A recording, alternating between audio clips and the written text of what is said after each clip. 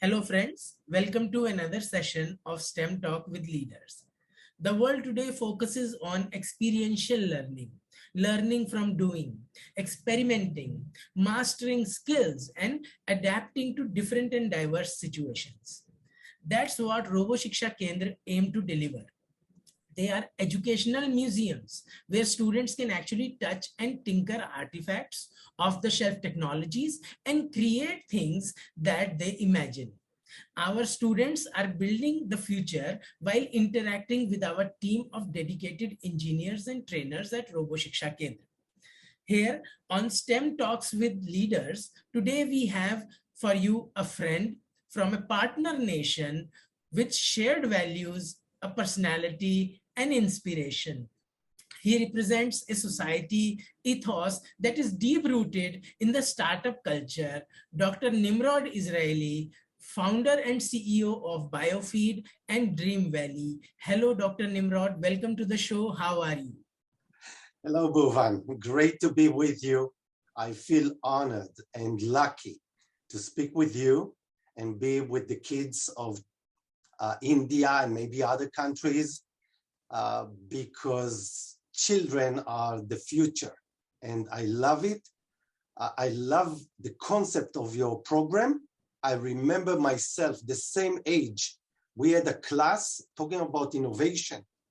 And I thought to myself, I am so unlucky because all the good things already been invented. What can I invent? And I was frustrated. So I'm telling all of you, don't be frustrated. The things that we still need to do and innovate are so much more than we have done until now. There is plenty for all. All right. So, Dr. Nimrod, my students are very curious to know, where were you born and how were you raised? So I was born in a society, it's called a kibbutz. It's a community of people unique to Israel.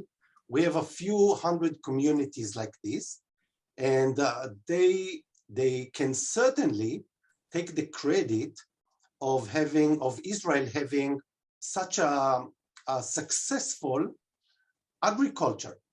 And just to give you some proportion, we're talking about less than 1% of the population of Israel in those kibbutzes, and they produce over 40% of the food for the country. Over 40%, and that is in addition to exporting a lot. So this is how impactful the kibbutz organization is. So this is where I was born. Just maybe 2 or 3 things unique.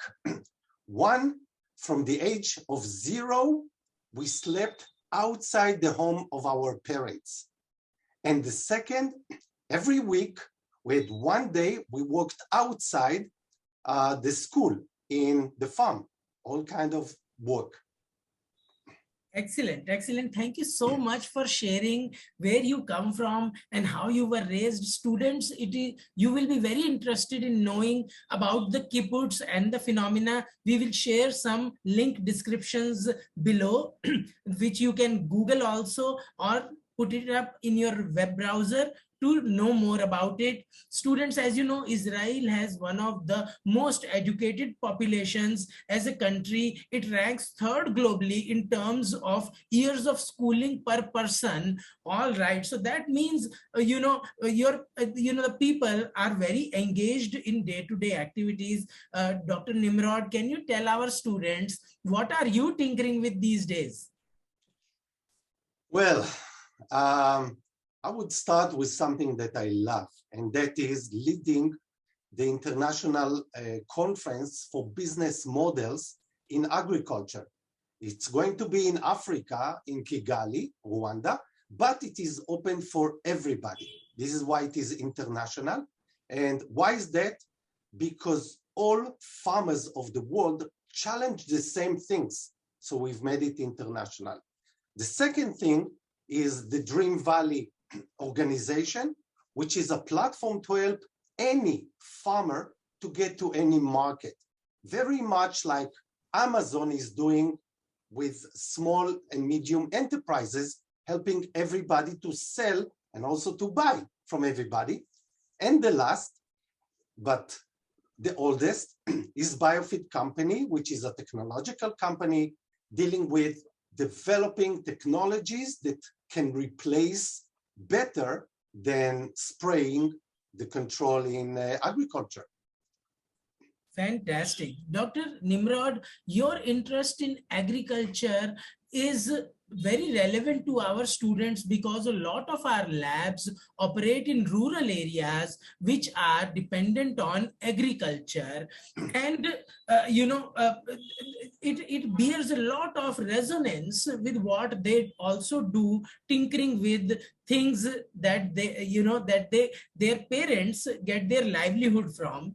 Can you tell our students why are industry leaders interested in STEM and STEAM education? That's a good question. And it relates to what I said before, that is how Israel became so successful.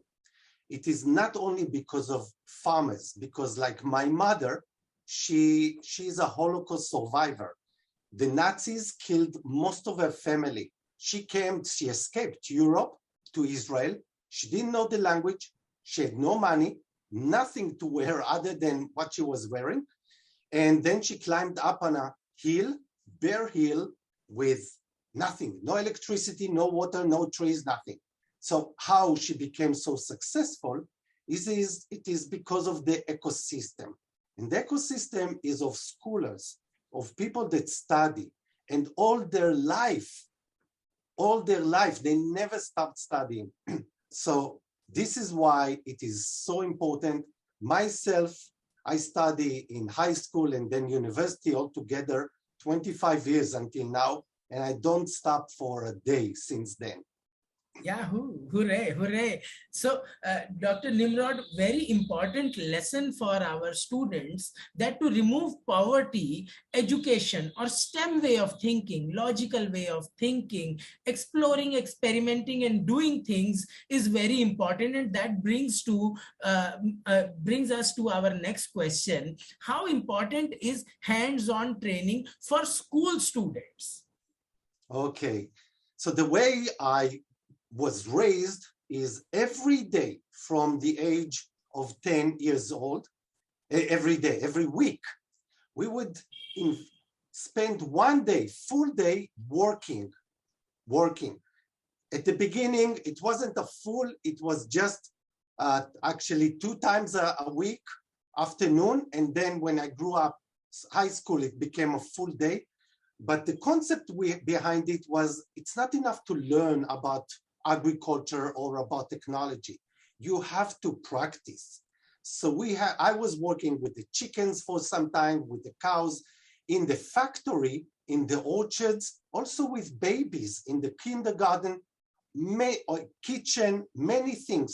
So my advice to you, experience, experience, experience as much as you can, as long as you can. It's going to be so handy that you wouldn't believe it. Fantastic, fantastic.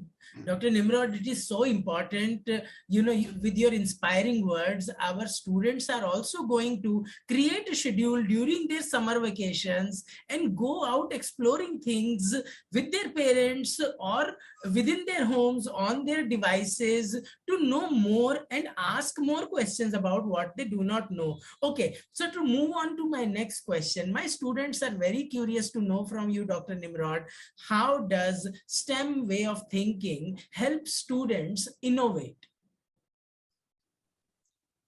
Well, I believe that if you start by experiencing in the field many things, innovation is coming out of you. Because during this experience, you see things that you say, oh, I can do it better, or oh, why is it done this way? Or oh, this is really stupid and poisonous and dangerous. I want to change it. So the things will come from you even without trying too much. But what you need to keep in mind is, one, I hope I hope that you will join the agro industry. You should know that there are many farmers in India, like 600 million farmers, but too few scientists and action people. Please join the scientists and action people. For your information, in Israel, we have more scientists and action people supporting farmers than farmers. So I hope the day that this will be also the case in India.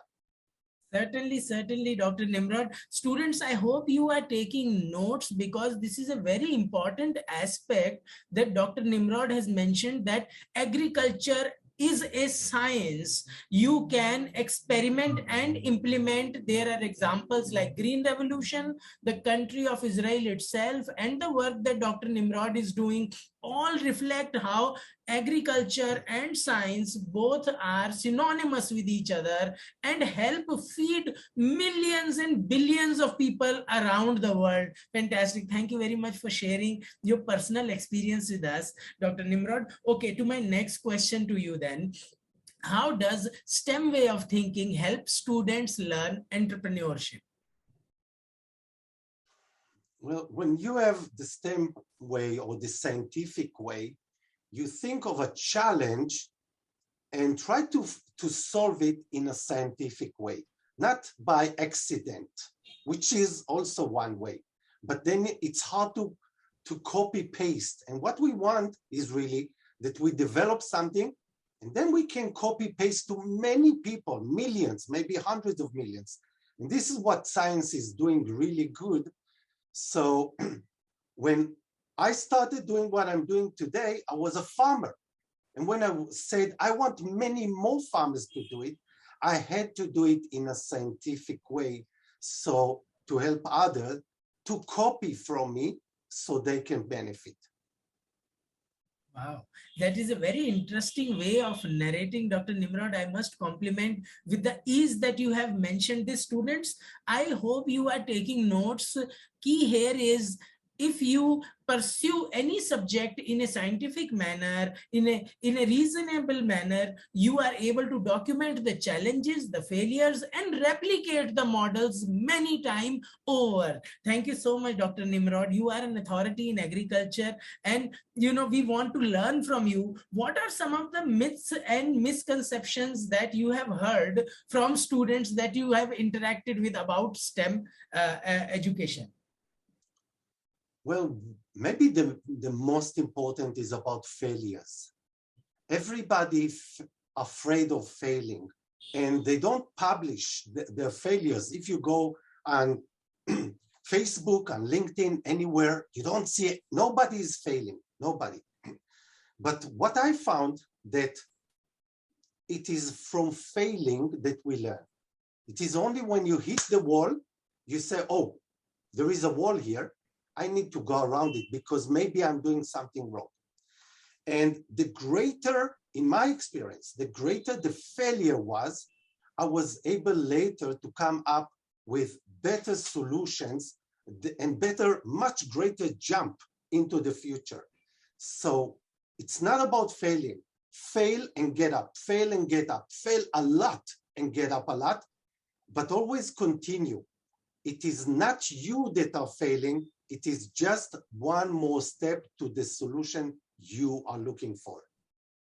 Absolutely. So students, key here is, not to dwell on the failure, but learn from the failure, because it happened because you did not know what were the things that made this failure happen. Understand it, move ahead, get up again, like Dr. Nimrod mentioned. Okay. So to our next question, Dr. Nimrod, you've studied over the years, both at the university and by doing things in the field. So my students are very curious to know, what is that one subject, topic, or activity that you have done by self-learning? That everything is life is about passion. Follow your passion. Don't look, where can I make the most money? Or where can I get to the top fastest? Look inside, try. And we are born without a booklet that is telling us what we should do. Nobody. We don't get out from the belly of our mothers with a booklet. So this is your job to find what you love, what you feel connected, and then pursue it, no matter what. Don't wait for the weekends. Don't wait until you become rich or vacations. Try to make your passion your work. And I think, Bhuvan, that you are doing your passion. I can see it. Thank you so much. Thank you so much for the compliment, Dr. Nimrod. Okay, to our next question. My students are very curious to know, with your vast experience, can you tell them some STEM challenges that the students will have to solve for in the future? Yes, it is in the mind. Whether you will go to school, obviously now, and then university may be part of you, but I promise you, in a full certainty of 100%, whatever you will do, there will always be people that will tell you it is impossible. Even scientifically, it is impossible. Don't listen. As I said, follow your heart, your trust, your belief. Be open when you hit the wall to go around it, but remain committed to yourself. Don't listen to those who will tell you it is impossible. Everything we do today, including this video, once in the past, most of the people, 99.9999, said it is impossible. Now it is possible. Absolutely. Dr. Nimrod, you are an innovator, and your innovations bring people together. They come to you for solutions. Can you tell our students how STEM education at schools helps social integration? This is great because, especially maybe in India, you have the caste. But when you go to school, when you write down a line in a computer, a code, when you do innovation to take a rocket to the moon, or a new technology for farmers or others, nobody cares about where you came from. Nobody is asking you in the business world or in science where you came from. Nobody. So this is integration through science and through business. Make a lot of science and business. It's good for everybody. Absolutely, absolutely. So students, when you work in teams, you remove all barriers that are virtual and physical. So go ahead, do teamwork, create something together, and have together values as well. Okay, Dr. Nimrod, you have led companies like BioFeed, you lead conferences across continents, you have a deep understanding of where the world is headed. My students want to learn from you. What are some of the STEM career choices school students can aspire for? The inspiration should be to things that we cannot even think of them today. So it's all about imagination. Let your imagination flower, flow, go, take you to wherever you like. Don't be afraid by yourself. Share it with others. So the most important thing is really not to tell students what they can do, I can or can't. Maybe even not to tell them what we should do, because we don't know. We know that unless we change the environment positively, we are all going to die. This is something, I mean, maybe not tomorrow, but it will happen too soon. So we have the greatest challenges that mankind has faced since ever now. And you guys, you are going to help us solve it. Us is human race. Certainly. Certainly, we thank you, Dr. Nimrod, for sharing your personal journey with our students and inspiring them with your ideas, insights. Thank you very much. Hearing your experiences, our students are definitely going to be motivated to walk ahead in their journey of STEM way of thinking at Robo Shiksha Kendra and in life. Students, we learned from Dr. Nimrod today that to understand STEM, there is no prerequisite other than the zeal to learn and confidence to take up any problem challenge that comes your way, physical or virtual.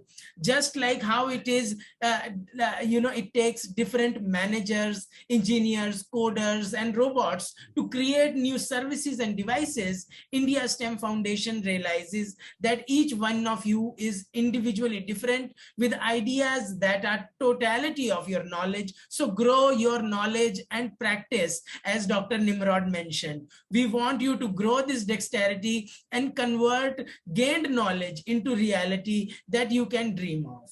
For those who don't have a STEM lab around them, we encourage you to start your own STEM clubs till we reach you. For others, you can visit our website and explore the links in the description. We thank you for sharing our video with your parents and peers. Until next time, Shalom, Namaste. Bhuvan, can I say one more sentence? Please, please.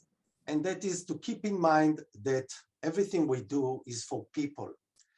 Technology is a tool, is not the goal. And the goal is happiness inside and love. So I wish you that you would find your happiness, and I wish you, from me, a lot of love. Good luck. Thank you so much, Dr. Nimrod.